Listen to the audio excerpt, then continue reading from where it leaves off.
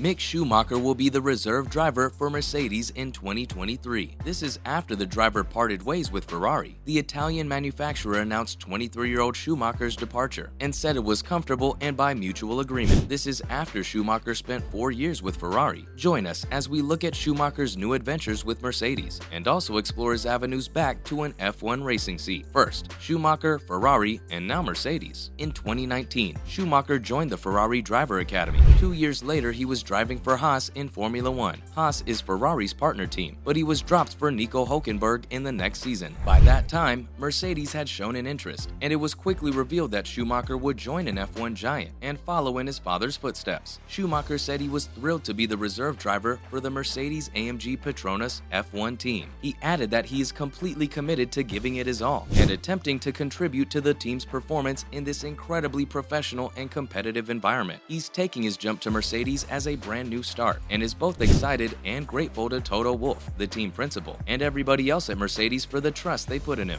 Schumacher will now spend time assisting in the development of a car that can successfully challenge both the constructors and drivers' titles, and of course provide a proper backup for George Russell and Lewis Hamilton. For an inside look at what is taking place at Haas, keep watching. We're bringing you that shortly. Next, why Haas went for Hulkenberg instead of Schumacher. Gunther Steiner, Haas's team principal, said the team opted to pick experience over youth when they decided to replace Schumacher with Hulkenberg for the 23 season. In 2021, the American team scored 37 points. This is a bounce back from being scoreless in the preceding season. They finished 8th, and Magnussen took 25 points and had his first career pole position. This was a brilliant comeback to Grand Prix racing. Schumacher, however, struggled. It was his second Formula 1 season, and he only managed to take points in Austria and at Silverstone. In the opening 2 races of this year, Hulkenberg stepped in for Sebastian Vettel, who had COVID. Steiner explained that they are the youngest F1 team, and they forfeited some momentum due to the pandemic. For them, it was a question of bringing the team back to where they wanted it, something reminiscent of their endurance in 2018 and 2019. Mick did well, but Steiner said they needed a driver who could carry the team a bit. The decision was by no means clear for Steiner, and he admits that, but he believes this is the best they can do for now to help the team regain some lost ground. Schumacher exits the Haas team after a 2-year stint as a full-time driver. Now, what is really happening at Haas? About 2023, Steiner said the squad is gearing up to deliver after 2021, a tough transitional year that had them finish in the last spot. The difference between 2021 and 2022 is marked, according to Steiner, but the team isn't stable yet. Performance is up and down all the time, but they are fighting with the big boys, and there's nothing to do but improve. 2020 had shut down the company altogether. Restarting in 2021 was slow. Simone Resta was charged with building up the technical team at Haas again. It's not a 2-month job, but he did a terrific job anyway. So the staffing is back where it should be, and the true development within Haas only really started in April of this year. From there they developed, but they're not full steam yet. Now at the end of 2022, they find themselves back to normality with a full technical team standing by for next year's car, and this is where they need to focus on taking the next step.